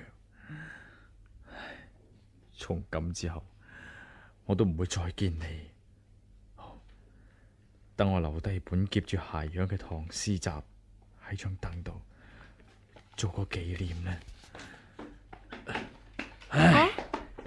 吳師弟，請你代我送先生一程啊！呢位先生到底係咩人嚟呢？佢嘅笑聲點解同嗰個人咁相似嘅？我想咗去邊度啫？呢幾日來，三哥傷得咁緊要，我仲喺度想三想四，成日都想住佢。哦，點解有本書喺張凳度嘅？哎呀，呢本咪係我細個嘅時候，仲有啲鞋藥喺裏邊。呢本書喺邊度得翻嚟嘅？係唔通係嗰個郎中先生嘅？娘親啊，娘親你做乜嘢啊？娘親，吳師弟，啊，嗰個先生呢？嗰個人古靈精怪咁，一句說話都唔講就扯咗啦。三哥，芳妹，你覺得點啊？而家好咗好多啦。係啦，頭先嗰位郎中真係我嘅救命恩人，你要好好咁酬謝佢。係啊，我送咗100兩銀俾佢嘅啦，但佢又唔肯接受。佢真係一位江湖義人嚟嘅。呢樽解藥，咦？樽解藥呢？三哥，係咪你收埋咗啊？我頭先放喺台度噶。冇啊，乜唔喺台上面咩？唔係啦，唔通頭先我吹嘅時候跌咗落地？唔係啊，你揾下。我記得清清楚楚，係放喺台度碗藥側邊嘅。咁你快啲再揾下，點會唔見嘅呢？我啱瞌着一陣啫，我臨瞓前仲記得係放喺台度噶。你揾下，唔會冇噶。開心菜，頭先娘親出去嘅時候，有邊個入過嚟啊？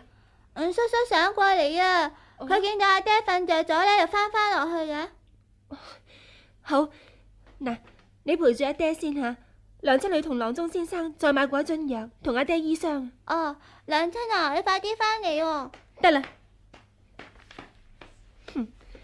唔冚個衰人，係冇人嘅時候，見到我都係擦眉擦眼咁，好似不懷好意。吳師弟，做咩一個人喺後院嗰度睇金魚啊？我仲以為係邊個，原來係三師嫂啊！點解唔喺樓上陪三師兄咁啊？攞嚟啦！攞乜嘢啊？解藥啊！乜嘢解藥啊？醫師兄嘅解藥啊？冇錯，我知你攞走咗。郎中係我請嚟嘅，解藥亦即係我揾翻嚟嘅。萬師兄已經敷過一次啦，最少都可以免受幾日嘅痛苦。郎中先生話過要連敷10次嘅。我真係後悔，真係後悔。你後悔乜嘢？我見嗰個郎中咁鬼邋遢，成個乞衣咁，睇嚟冇咩本事，先至帶佢入嚟嘅啫。只不過呢，想揾個藉口見下你。估唔到俾佢誤打誤撞呢，居然會有治揭毒嘅妙藥。真係同我搗亂。照你咁講，你要你師兄點樣多謝你？你就交啲解藥出嚟啊！三師兄已經享咗咁多年艷福啦，早就應該死噶啦。你當年你嚟到荊州呢，我哋師兄弟8個人，邊個見到你唔係神魂顛倒噶？狄雲嗰個傻仔，一日跟到你黑，睇到我哋呢成把火，我哋商量之後呢，只決定去打到佢頭崩額裂再講嘅啫。原來你哋打我師兄就係為咗我。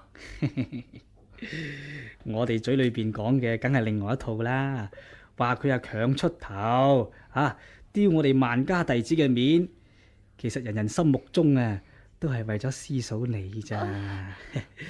你同佢咁鬼親熱又咁好，我哋師兄弟8人睇到眼都紅埋，邊個唔喺處呷醋啊？原來呢啲事都係因我而起嘅。吳師弟，點啊？你講笑啫。嗰陣時我係個鄉下妹，土頭土腦，啲打扮笑死人啦，有咩咁好睇？唔係嘅，真美人唔使打扮嘅。如果你唔係引到我哋失魂落魄咁乜嘢？我哋就唔會留你喺萬家啦。我姓吳嘅都出過唔少氣力嘅噃。我留喺萬家嫁俾你萬師兄，係我自己心甘情願嘅。你出過咩氣力啊？我點會冇出過氣力啊？你唔知咋？哦，吳師弟啊，吓？咁你話俾我知啊，你出過啲咩氣力啊？我呢個做師嫂嘅一定唔會忘記你嘅好處嘅。哦，呢啲係陳年舊賬嚟噶啦，仲提佢做咩啊？你知都冇用噶。我哋講啲新鮮啲嘅嘢吓。算啦，你唔講就算數，快啲俾解藥我啦！如果有人撞見我哋兩個喺呢度，咁就唔係幾好噶啦。日頭呢度有人撞見啫，夜晚冇啊嘛。你講乜嘢？你想醫好萬仙嘅傷都唔難嘅。嗱，今晚3更啦吓，我喺柴房等你。如果你順晒我意嘅，我就俾你敷一次用嘅藥啦吓。你呢個狗賊，你竟然講呢啲咁嘅說話，你真係大膽啊！我早就判咗命噶啦，萬不佢好嘢得過幾多啦吓？只不過佢呢係我師傅嘅親生仔，投胎投得好啫，大家一齊出氣力，點解啊俾佢一個人獨享艷福啊？好，等公公翻嚟，我會照實稟告，睇下你點死。我喺呢度啊唔走噶啦，只要師傅一叫我攞啲解藥倒晒落荷塘樹餵金魚。我問過嗰個郎中噶啦，佢話啲解藥咧就得1樽嘅啫，要再配藥咧1年半載都配唔得嘅。喂，唔好啊，收翻埋啲解藥啦，我哋可以慢慢商量嘅啫。有乜嘢好商量啊？你要救丈夫咧，就要聽我說話啊！如果你以前對我真係有心，出過氣力嘅，咁點啊？如果唔係，我就唔理你。哦，師嫂，如果我講咗真嘅說話，今晚你就嚟陪我，係唔係咁啊？吓？咁就要睇你所講嘅說話係真啦，抑或係假啊？如果係呃人嘅，咁有咩用？千真萬確噶，唔會假嘅。嗰條計呢係沈師弟諗出嚟嘅。周師兄同埋卜師兄啊扮採花賊，引狄雲嗰個傻仔呢去屠洪房裏邊救人。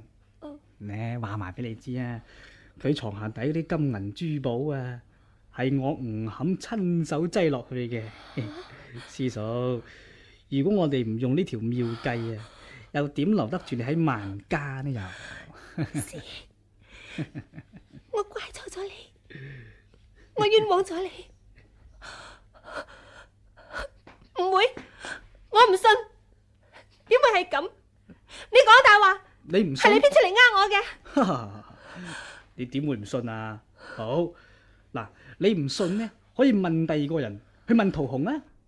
佢就住喺後邊嗰間爛祠堂裏邊啫。啊，問過之後呢，你千祈唔好同第二個人講啊。我哋師兄弟8個人啊，發過誓嘅，唔准講出你嘅秘密。如果唔係咗今晚3更，同埋師嫂你呢，我唔肯啊，乜都唔肯講嘅話，你知啊？